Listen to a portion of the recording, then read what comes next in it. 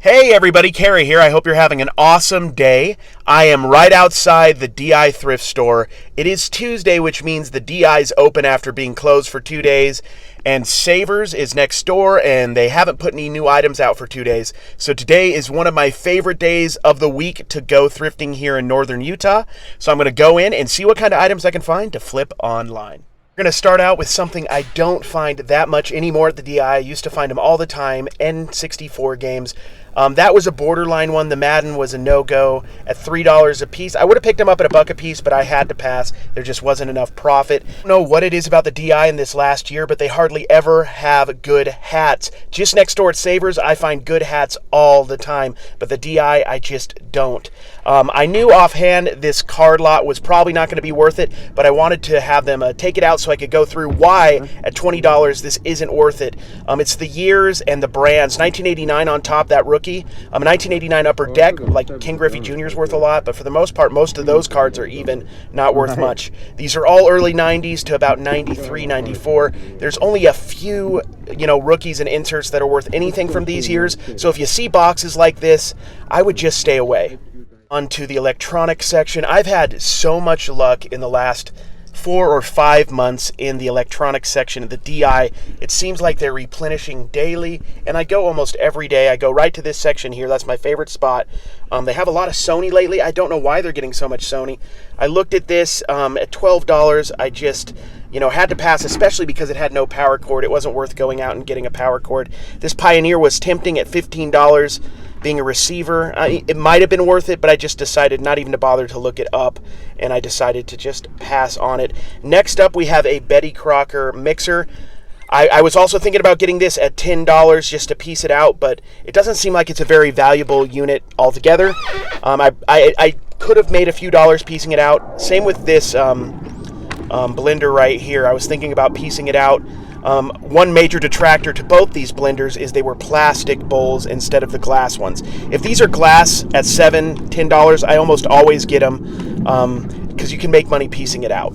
One thing I'm going to keep, it's this Sony VCR player for $7. I should make about 25 to 30 plus shipping. Today at the DI, it was an exercise in restraint.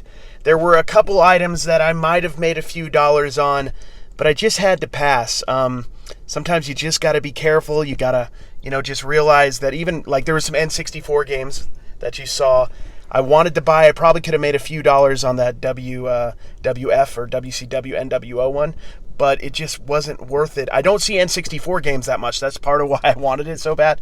But I just had to leave with only the Sony VCR, basically, and that's $25 to $30 plus shipping. So it wasn't a great day at the DI, but that's sometimes how it is, and that's just part of what it is when you go thrifting. I'm at Savers now, literally 1 minute away from the DI. I've had good luck here recently. I hope I find some stuff. Wish me luck. Actually forgot to film when I was in Savers for YouTube. It's been a while since I've done this. $149 for this kind of cracked eye style 49ers mug.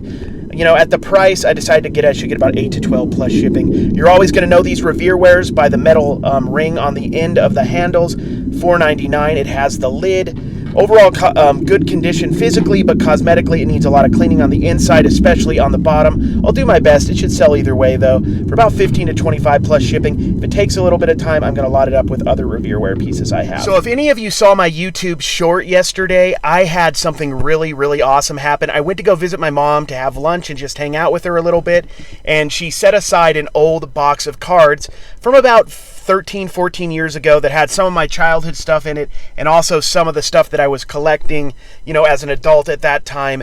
And let me tell you, I made some good money on it. Let me show you what was inside that box. I went to go visit my mom today, and she handed me this old box of cards that I had left in my old closet. There was a lot of great memories in this box, but there was one stack of cards from 2008-09 that really caught my attention. Look at how much this Kobe Bryant's going for right now. $280 to $300 plus shipping. This LeBron James card is worth $150 to $200. And this is a second-year Kevin Durant card that's worth about $30 to $35. I'm going to put all these cards on eBay. So I didn't even have a chance to put those on eBay. I posted on Instagram stories what I had found. I got a bunch of DMs, and within about an hour and a half, I made a deal with one of my followers, with one of the people following my account, for $400 shipped.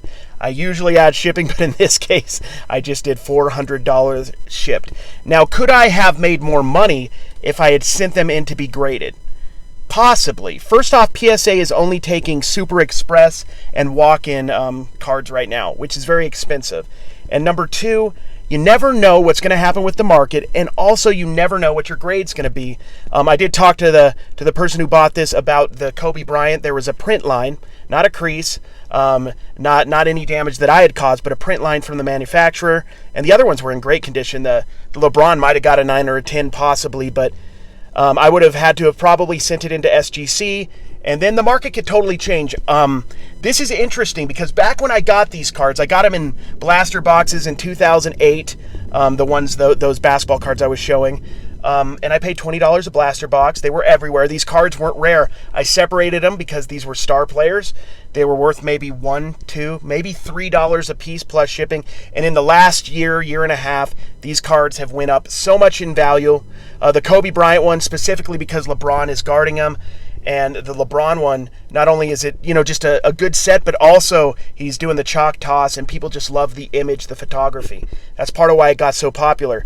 So 25-year-old Cary was looking out for 37-year-old Cary, and I made $400 on something I wasn't even expecting. I actually had that sitting in my car for a couple hours before I thought, I saw some 2008-09 basketball. I wonder if it's got that LeBron. I wonder if it's got that Kobe. And it did. I was super stoked. I wanted to share that with you. If you have old cards, Pokemons and stuff, you might want to go through them. Thank you all for watching this video. I appreciate you all, and I'll do another one of these shortly. Take care.